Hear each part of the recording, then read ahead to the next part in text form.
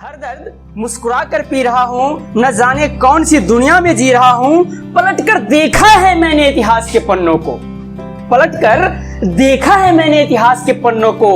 ये जहर नायाब है जो मैं पी रहा हूँ।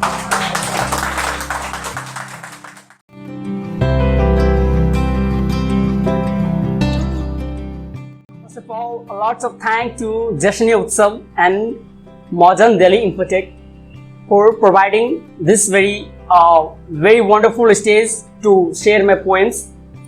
And I'm going to start the journey of this show with small quotations, and then I will share my some poems.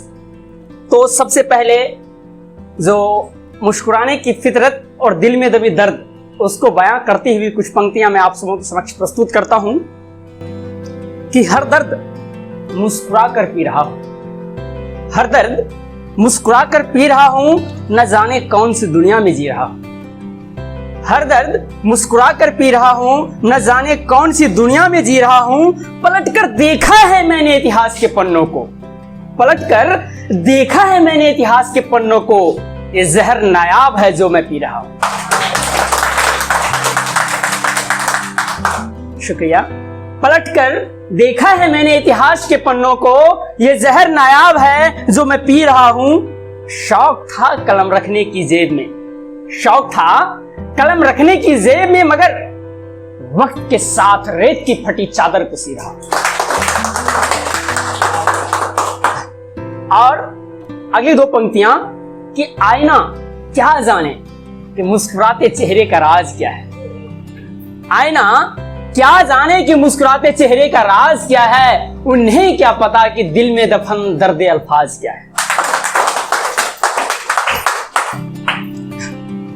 और इससे रिलेटेड कुछ पंक्तियां मैं आप सबों के समक्ष प्रस्तुत करता हूं। इससे पहले भी कुछ प्रोग्राम्स मैंने शेयर किया है और आप सबों के समक्ष भी रख रहा हूं। आशा ही नहीं बल्कि पूर्णतया उम्मीद है कि आप लोगों को अच्छा लगेगा। क्यों साथ अचानक से तूने छोड़ दिया है, क्यों साथ अचानक से तूने छोड़ दिया है, क्या साथ छोड़ने को कोई फोर्स किया है। क्यों साथ अचानक से तूने छोड़ दिया है, क्या साथ छोड़ने को कोई फोर्स किया है। एक बात पूछता हूँ जरा सोच के कहना, एक बात पूछता हूँ जरा सोच के कहना, क्या दिल तोड़ने का तूने कोर्स किया है। शुक्रिया। क्या दिल तोड़ने का तूने कोर्स किया है, संजो के रखा है तेरी बातें तेरी यादें, संजो के रखा है तेरी बातें तेरी यादें। वो लड़ना वो झगड़ना वो गुजरी हुई रातें, संजो के रखा है तेरी बातें तेरी यादें। वो लड़ना वो झगड़ना वो गुजरी हुई रातें। रिश्तों का वो बंधन मैंने संजो के रखा है, रिश्तों का वो बंधन मैंने संजो के रखा है। तूने भी रखा है या तूने तोड़ दिया है। शुक्रिया। तूने भी रखा है या तूने तोड़ दिया है, क्यों साथ अचानक से तूने छोड़ दिया है। और एक पंक्ति और एक कविता जिसका शीर्षक मैंने रखा है धूम्रपान। और किस प्रकार से जो जितनी अहमियत एक आशिक एक प्रेमी के दिल में एक प्रेमिका के लिए और एक प्रेमिका के दिल में एक प्रेमी के लिए होता है, शायद कुछ ऐसा ही रिलेशन धूम्रपान करने वालों का भी होता है। तो उसको बयां करते हुए मैंने एक कविता लिखा है जिसका शीर्षक मैंने दिया है धूम्रपान। कुछ लोग इस कदर इश्क का इजहार करते हैं, कुछ लोग इस कदर इश्क का इजहार करते हैं, पहले सुलगाते हैं फिर होठों से दीदार करते हैं। कुछ लोग इस कदर इश्क का इजहार करते हैं, पहले सुलगाते हैं फिर होठों से दीदार करते हैं। बचे हुए टुकड़े को चुटकियों से मसलते हैं, फेंकते हैं जमीन पर पैरों से कुचलते हैं। शुक्रिया। बचे हुए टुकड़े को चुटकियों से मसलते हैं, फेंकते हैं जमीन पर पैरों से कुचलते हैं। एक से जी नहीं भरता काम यही बार बार करते हैं, कुछ लोग इस कदर इश्क का इजहार करते हैं।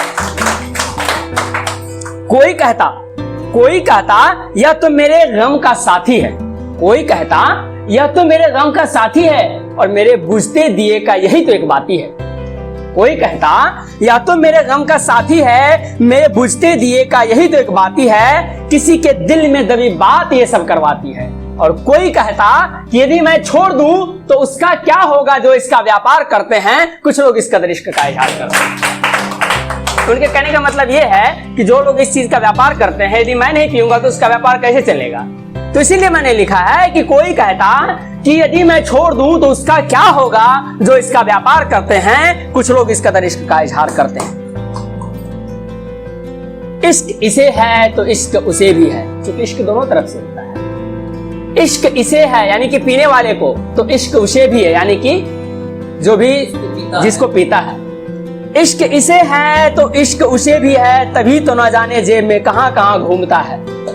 इश्क इसे है तो इश्क उसे भी है, तभी तो न जाने जेब में कहां कहां घूमता है, पहले जलाता है खुद को फिर होठों को चूमता है। इश्क इसे है तो इश्क उसे भी है, तभी तो न जाने जेब में कहां कहां घूमता है, पहले जलाता है खुद को फिर होठों को चूमता है। मगर याद रखिए एक बात कि मिटाया खुद को तो वो तुम्हें भी मिटाएगा, मोहब्बत उसने भी की है अपने साथ ले जाएगा। शुक्रिया। एक कविता मैंने बहुत पहले लिखा था, चलती ट्रेन में लिखा था मैंने, और इसका वाकया कुछ यूं था कि मैं एग्जामिनेशन देकर के आ रहा था पटना से, और ट्रेन में काफी भीड़ भाड़ थी, तो बहुत लोग खड़े थे पायदान पर। मैंने सोचा कि मैं भी खड़ा हो जाता हूँ, इतने लोग खड़े जा रहे हैं मैं भी जा सकता हूँ। एक स्टेशन गुजरी, 2 स्टेशन गुजरी, जितने भी खड़े होने वाले लोग थे सब लोकल पैसेंजर थे। इस स्टेशन चढ़े, अगले स्टेशन उतर गए, लेकिन मैं ही एक था जो कंटिन्यू जर्नी कर रहा था। तो सिंगल सीट होता है ना, उस सिंगल सीट पर 3 आदमी बैठा हुआ था। एक स्टेशन पर 2 आदमी उतर गया, बचा 1 आदमी। मुझे लगा कि 3 आदमी बैठा हुआ था, 1 आदमी और तो बैठ ही सकता है। मैं गया, उनको बोला भाई साहब थोड़ा बैठने दीजिए। बोला नहीं, वो दिक्कत हो जाएगा बैठने में, नहीं देंगे बैठने के लिए।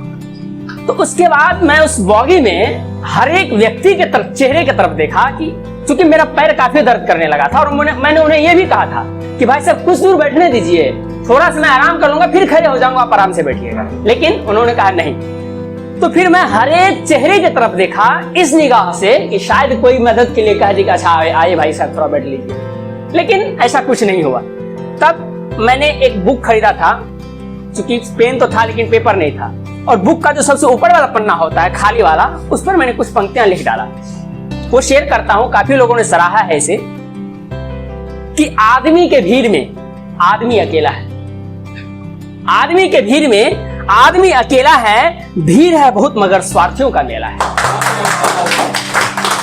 आदमी के भीड़ में आदमी अकेला है, भीड़ है बहुत मगर स्वार्थियों का मेला है। यह जानते हैं सब, यह जानते हैं सब कि बस कुछ समय की मेला है, फिर भी मन का मोह एक बहुत बड़ा झमेला है। यह जानते हैं सब कि बस कुछ समय का मेला है, फिर भी मन का मोह एक बहुत बड़ा झमेला है। आदमी के भीड़ में आदमी अकेला है। यहाँ कहते हैं सब कि मैं हूं एक मानव बड़ा। यदि मिसाल देने की बात आए और अपनी बड़ाई की बात आए तो लोग बड़े बड़े मिसाल देते हैं, मैंने ये कर दिया, मैंने वो कर दिया, मैं ये कर सकता हूँ, मैं वो कर सकता हूँ। अभी भी जो वर्तमान हालात है, चाहे वो बॉर्डर की हालात हो या कोई भी हालात हो, तो जो लोगों में देशभक्ति की भावनाएं हैं वो इतनी ओतप्रोत हो जाती है कि वो कहते हैं कि हम जाएंगे तो मार देंगे एक बार में, पाकिस्तान को खत्म करने के बाद में चीन को खत्म कर देंगे। लेकिन यदि वास्तविक फील्ड आता है, यदि वास्तव में उसके ऊपर कोई जिम्मेदारी आती है, तो बहुत ही कम लोग ऐसे होते हैं जो उस जिम्मेदारी के साथ खड़े उतरते हैं। तब मैंने लिखा है कि यहाँ कहते हैं सब कि मैं हूं एक मानव बड़ा, लेकिन मानवता का ढोंग लिए है, लेकिन मानवता का ढोंग लिए लग रहे हैं सब खड़ा, क्योंकि मानवता को सबने सामने धकेला है। आदमी की भीड़ में आदमी अकेला है। कौन किन से पूछता है क्या है उनकी मजबूरी? कौन किन से पूछता है क्या है उनकी मजबूरी? दुख सुख को झेलते ही कट जाएगी ये दूरी, लेकिन मन की एक बात रह जाएगी अधूरी कि आखिर समाज में लगता क्यों ये मेला है, आदमी की भीड़ में आदमी अकेला है। धन्यवाद।